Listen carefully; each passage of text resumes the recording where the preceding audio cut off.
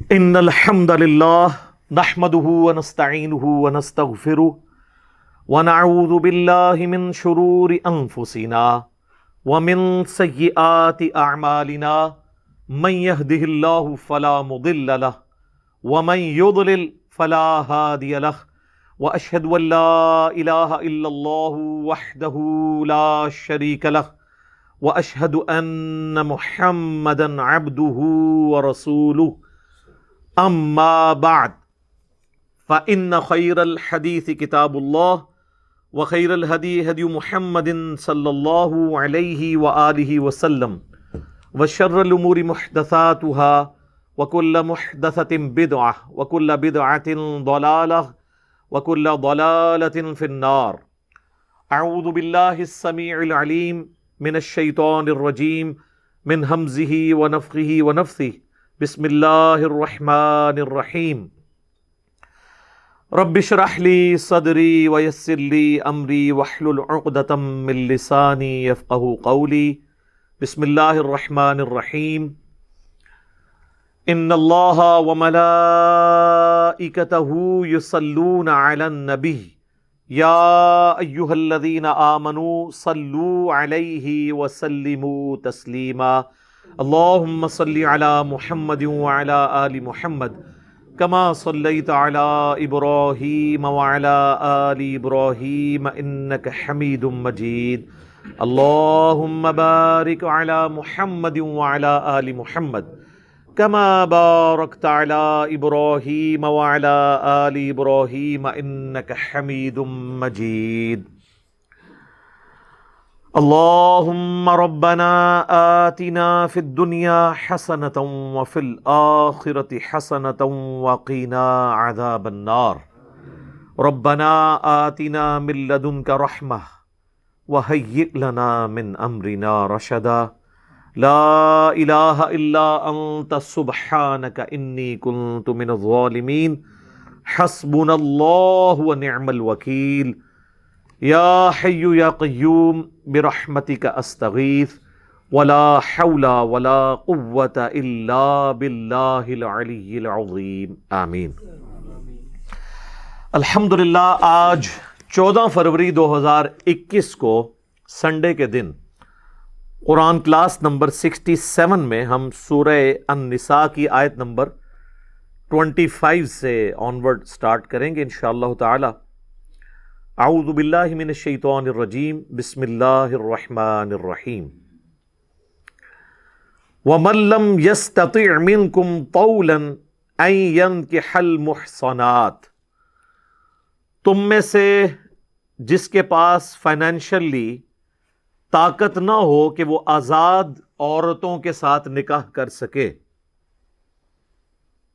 المحصنات المؤمنات، مومن عورتیں. فَمِمَّا مَلَكَتْ أَيْمَانُكُمْ مِنْ فَتَيَاتِكُمُ الْمُؤْمِنَاتِ. تو جو تمہارے پاس کنیزیں ہیں، تمہارے قبضے میں لونڈیاں، ان کے ساتھ نکاح کر لے. آزاد عورت کی بڑی اہمیت تھی اس زمانے میں. آزاد عورت، ایک خاندانی عورت کا ملنا ایک مشکل کام تھا عرب کے اندر. ایون آج بھی اگر آپ سعودی عرب کے لوگوں سے پوچھیں، لوگ تو یہاں سمجھتے ہیں کہ عربی عورتیں کرتے رہتے ہیں، وہ چاندے کمیر عربی ہیں. میرے بھائی، عام جو عربی ہیں ان کو تو عورت ملتی ہی نہیں ہے جتنی ریکوائرمنٹ ہے. اتنے نخرے ہیں وہاں پہ عورتوں کے. تو اس زمانے میں آزاد عورت کے ساتھ نکاح تو یہ بڑا مشکل کام تھا. تو اللہ تعالیٰ نے فرمایا کہ جو لونڈیاں، جن کے بارے میں پچھلی دفعہ ذکر کر چکا ہوں، غیر مسلم مردوں کی وہ عورتیں جو میدان جنگ میں لڑنے کے لیے آتی تھیں، وہ عورتیں جو میدان جنگ میں آتی تھیں لڑنے کے لیے، تو ظاہر اسلام میں تو آپ عورت اور بچے کو قتل نہیں کر سکتے میدان جنگ میں، تو ان کو پھر غلام بنایا جاتا تھا. جو ایک سسٹم چل رہا تھا، آہستہ آہستہ ڈسکریج ہوا اور وہ ختم ہو گیا. تو وہ جو لونڈیاں ہیں ان میں سے کسی کے ساتھ نکاح کر لو. اور خود اللہ کے محبوب صلی اللہ علیہ وآلہ وسلم نے بھی سیدہ صفیہ جو لونڈی بن کے آئی تھیں نبی علیہ السلام کے پاس، یہودیہ تھیں، بعد میں مسلمان ہوئیں، ان کو آزاد کر کے آپ نے خود ان کے ساتھ نکاح فرمایا اور ان کی آزادی ہی ان کا حق میں ٹھہرا. تو جو غریب لوگ ہیں وہ لونڈیوں کے ساتھ نکاح کر سکتے ہیں اس کے لیے ضروری نہیں کہ وہ لونڈی کو آزاد کریں گے اگر وہ مالک نہیں ہے.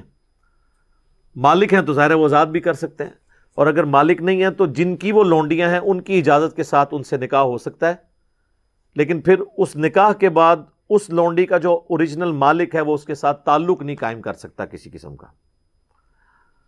جس طرح کہ اس کی ایک نمائندہ مثال سیدنا عمار ابن یاسر کی جو والدہ تھیں سمیہ, اور والد جو تھے یاسر, یہ سمیہ جو ہے وہ ابو جہل کے چچا کی لونڈی تھیں. بڑا شریف آدمی تھا, اس کے مرنے کے بعد یہ ابو جہل کے قبضے میں آ گئے یہ لوگ, تو اس کے مالک کی اجازت سے حضرت یاسر نے ان کے ساتھ نکاح کیا, ان سے عمار ابن یاسر پیدا ہوئے, اور یہ دونوں ان کے ماں باپ اسلام کے پہلے شہداء ہیں, کیونکہ بعد میں جب چچا مر گیا تو ابو جہل نے قبضہ کر لیا ان کے اوپر, اور ان کے اوپر ظلم ڈھائے اسلام قبول کرنے کے سبب. تو لونڈیاں جو آپ کے قبضے میں نہیں کسی اور کی لونڈی ہیں, تو ایک غلام مسلمان ہے وہ دوسرے غلام کے ساتھ ظاہر شادی کرے گا, آزاد عورت اس کے ساتھ شادی کرنے کے لیے تیار ہی نہیں ہوگی, اور اگر کبھی ہو بھی گئی کسی مجبوری کی وجہ سے تو وہ پھر نکاح نبھ نہیں سکتا. اس کی نمائندہ مثال سیدنا زید بن حارثہ کی شادی سیدہ زینب کے ساتھ اسی لیے نہیں چلی کہ وہ ہاشمی خاتون تھی, یہ غلام زادے تھے. نبی الاسلام نے اگرچہ بیٹا بنایا ہوا تھا ان کو, لیکن ہے تو غلام تھے, تو اس لیے وہ زیادہ عرصہ وہ شادی چل نہیں سکی. تو اللہ تعالیٰ فرما رہا ہے اگر آزاد عورتیں نہ ملیں تو پھر جو کنیزیں ہیں یا لونڈیاں, جن کے حوالے سے میں پچھلی کلاس میں ڈسکشن کر چکا, آج تفصیل میں نہیں جاؤں گا, ان کے ساتھ نکاح کر لو. واللہ اعلم بایمانکم, اللہ تعالیٰ خوب جانتا ہے تمہارے ایمان کے متعلق کیا کیفیت ہے. بعضکم من بعض, تم میں سے بعض سے ہو, یعنی یہ تو اللہ نے دنیا میں کسی کے لیے آزمائش اس طرح کی بنا دی کہ کوئی مرد ہے, کوئی عورت ہے, کوئی غلام ہے, کوئی آزاد ہے, تو لیکن ہے سب کے سب آدم کی اولاد سے, وہی اسی جن سے ہوا. فانکحوہن باذن اہلہن, تو نکاح کرو ان لونڈیوں کے ساتھ ان کے سرپرستوں کی اجازت سے. وآتوہن اجورہن بالمعروف, اور انہیں حق مہر جو ہے وہ جو معروف طریقے پر حق مہر بنتا ہے اس معاشرے کے اندر وہ دو. محصنات غیر مصافحات, تاکہ وہ بھی پاک دامن بن جائیں اور بدکاری سے بچ جائیں. ولا متخذات اخدان, اور کسی قسم کی کوئی پوشیدہ دوستی نہ ہو عورتوں کے ساتھ. نکاح چونکہ اعلانیہ ہوتا ہے, پوشیدہ دوستی کی تو اسلام میں اجازت نہیں ہے. تو لونڈیاں جو ہے ان کا کریکٹر بھی پورا صحیح ہوتا تھا, تو اس لیے اللہ تعالیٰ نے فرمایا کہ ان کو محسنہ بناؤ. محسنہ یعنی حصار میں بند, کسی قلعے کے اندر بند. تو شریعت میں محسنہ وہ عورت ہے, وہ آزاد عورت جو کسی خاندان کے قلعے میں بند ہو جاتی ہے. اگر وہ آزاد عورت ہے تو وہ اپنے باپ کے قلعے میں ہے, وہ محسنہ ہے. اگر وہ لونڈی ہے تو آزاد ہونے کے بعد وہ اپنے خاوند کے حصار میں آ جاتی ہے, یا آزاد کیے بغیر بھی کسی غلام کے ساتھ شادی کر لیتی ہے تو وہ بھی محسنہ بن جاتی ہے کہ وہ ایک حصار کے اندر, قلعے کے اندر آ جاتی ہے. فَإِذَا أُحْصِنَّ, جب وہ نکاح سے محفوظ ہو جائیں, یعنی ایسی لونڈیاں جو شادی کر لیں, آزاد تو وہ نہیں ہو سکیں لیکن انہوں نے نکاح کر لیا تو اس کی وجہ سے محسنہ بن گئی. آتَيْنَ بِفَاحِشَةٍ, اگر پھر بھی وہ بے حیائی پر اتریں, فَإِنْ أَتَيْنَ بِفَاحِشَةٍ, پھر بھی اگر وہ بے حیائی پر اتریں, فَعَلَيْهِنَّ نِصْفُ مَا عَلَى الْمُحْصَنَاتِ, تو ان پر سزا کا آدھا ہوگا جو کہ آزاد عورت کو سزا دی جاتی ہے. اب یہ جو آیت کا پورشن ہے, اس سے وہ لوگ جو شادی شدہ زانی کی سزا رجم کے قائل نہیں ہیں, جس کے اوپر سنی اور شیعہ کا اجماع ہے, بخاری اور مسلم میں درجنوں احادیث ہیں, وہ اسی آیت کے حصے کا سہارا لیتے ہیں. وہ یہ کہتے ہیں کہ جب قرآن کہہ رہا ہے کہ جو لونڈی ہے اس کو آدھی سزا دی جائے گی, شادی کے بعد بھی اگر وہ بے حیائی کرتی ہے تو رجم تو آدھا نہیں ہو سکتا, رجم تو پورا ہی ہوتا ہے. یعنی رجم میں تو یہ ہوتا ہے کہ زمین میں گاڑ کے زانی شادی شدہ کو پتھر مار کے اسے ہلاک کر دیا جاتا ہے. وہ سورہ نور میں جب آئے گا تو میں ڈیٹیل سے ڈسکس کروں گا, آلریڈی میری کئی ایک ویڈیوز اس پہ ریکارڈ ہیں. تو اب جو لونڈی اگر بے حیائی کرتی ہے تو اب آدھا رجم کس طرح کیا جائے؟ تو وہ کہتے ہیں اس میں امپلائڈ ہے کہ جو 100 کوڑوں کی سزا آئی ہے سورۃ النور کے اندر، وہی شادی شدہ کی بھی سزا ہے اور غیر شادی شدہ کی بھی، کیونکہ 100 کوڑے تو آدھے ہو کے 50 ہو سکتے ہیں، رجم کا آدھا نہیں ہو سکتا۔